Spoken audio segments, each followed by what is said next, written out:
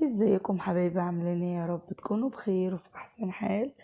النهارده عملت مكرونه بشاميل، بس عايزه اقول لكم تحفه بجد وجميله قوي وطريه ومتماسكه القطعه.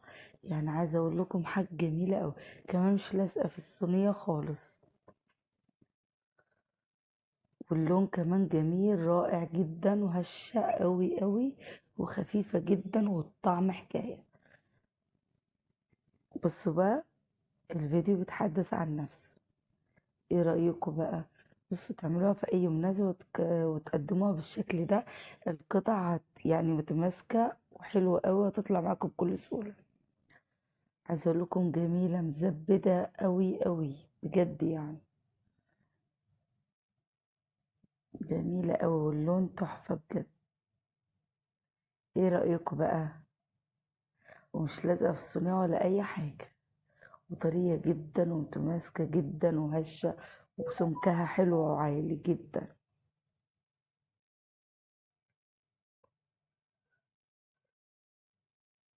بصوا بقى الحشو من جوه، الفلفل الالوان.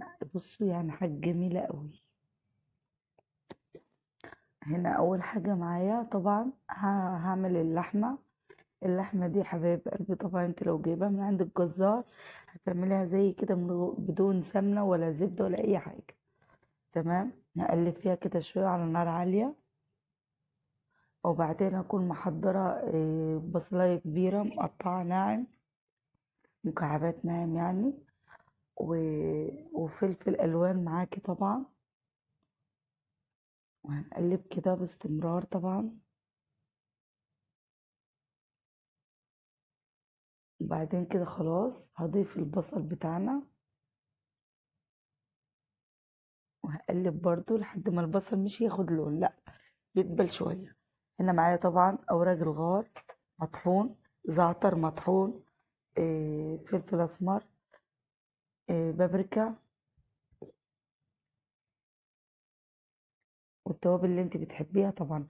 وهنا معلقة هريسة شطة انا حطيتها، والملح طبعا. كده خلاص ان هي قربت تستوي خلاص. عايزه اقول لكم كمان الحبهان التوابل جميله قوي بجد يعني في التوابل، في الوصفه دي بتدي طعم حلو للمكرونه بشاميل.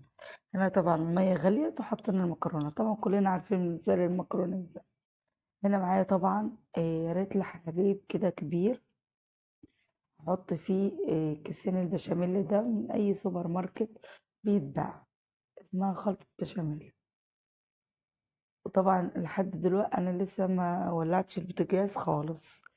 انا طافيه البوتاجاز تمام. بس طبعا هدوب كده زي ما انتوا شايفين كده، بدوب خلطه البشاميل. وبعدين هضيف التوابل برضو، اوراق الغار مطحونه، والزعتر مطحون، وبهارات، وفلفل اسمر.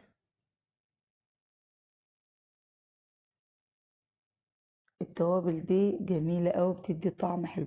انا عايزه الطبقه اللي فوق تبقى ليها طعم حلو كده، يعني التوابل مديها طعم حلو ونكهه حلوه خالص.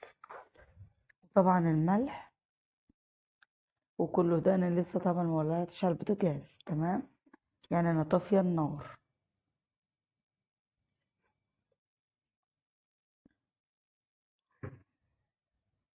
ده الحبهان طبعا مطحون، والزعتر مطحون، اوراق الغار مطحونه.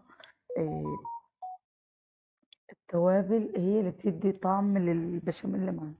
طبعا دلوقتي انا هولع البوتاجاز بعد ما دوبت كل حاجه والتوابل، وحطينا الملح وكله في خلطه البشاميل. طبعا النار متوسطه، وهغيب كده واقلب زي ما انتم شايفين بالمضرب ده، يعني ثانية وهقلب، ثانية وهقلب زي ما انتوا كده شايفين.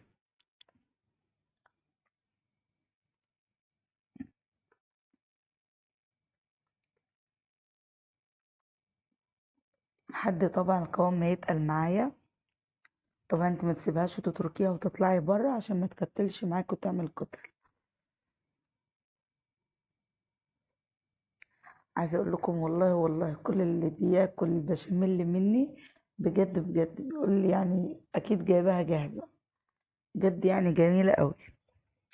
هنا بقى خلاص كده خلصت الخلطة. كده بقى جينا للصينية. الصينية طبعا انا دي حطيت لها معلقة زبدة او سمنة او زيت الموجود عندك، وكيسين كده في جيتار زي ما انت شايفة. وهبطن الصينية من تحت. ليه بقى انا بطنتها وعملت لها كده طبقة؟ عشان القطعة تطلع سليمة ومتلزقش منك في الصينية.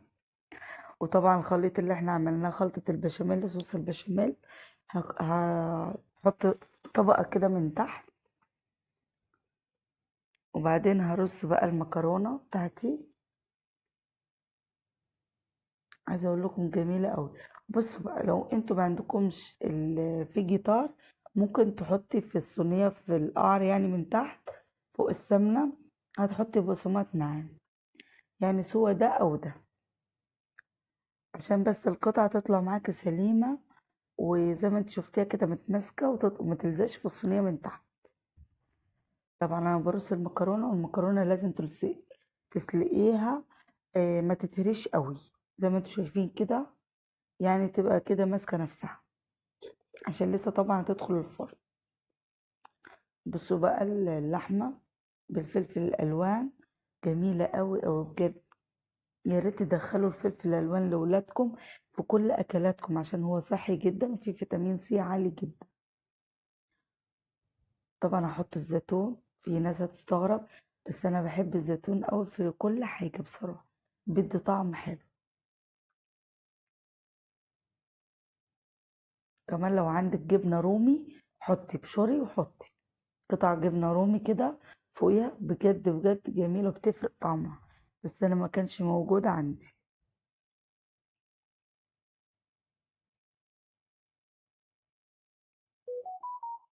طبعا أنا بكتر الزيتون عشان بصراحة بحبه قوي، وبيدي طعم رهيب بجد يعني في البشاميل. طبعا هنا أنا معايا الطبق، حطيت عليها المكرونة عشان أنا عايزة الصوص بتاع وحطيت من فوق كده زي كده معلقتين بشاميل، وقلبت فيهم المكرونة، وهحطها برضو من فوق. ولسه برضو انا مخلي خلطة بشاميل هضيفها خالص من فوق، يعني هتبقى طبقة هغطي بيها المكرونة بتاعتي.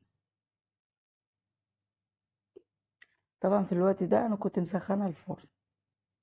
ممكن حبايب قلبي برضو لو انت عايز تعمليها قبل العيد يعني، تكوني عشان ما تعكيش الدنيا، انا بعملها برضو وبشيلها في الفريزر، وبغطيها زي كده بقفلها كويس وبشيلها في الفريزر. اهم حاجة تغطيها وتشيليها كده هي ونية، وتطلعيها على السوا بس. تمام، بصوا كده انا بفرد كده خلاص بقى. هجيب بقى باقي الصوص البشاميل وهضيفه من فوق، هتغطيها بقى كلها.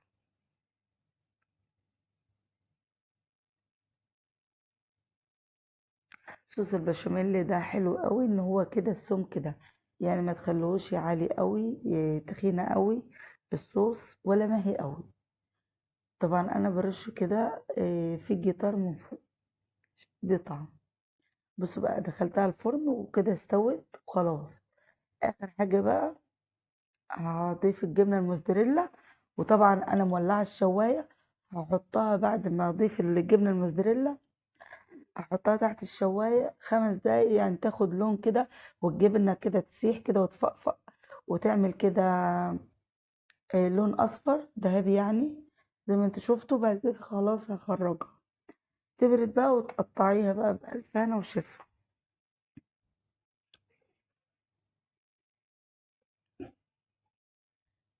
بصوا بقى ايه رأيكم؟ جميلة قوي. طبعا ادارت كل حاجة يعني. بصوا بجد بجد الجبنة الموزاريلا تحفة بجد في المكرونة البشاميل، يعني بتخلي لك الطبقة جميلة قوي قوي زي ما انت كده هتشوفي. ايه رأيكم بقى؟ على فكرة انا ما كانتش بردت قوي يعني، وقطعتها يعني يا دوب خليتها ترتاح نص ساعة. ايه رأيكم بقى؟ بصوا جميلة قوي قوي بجد.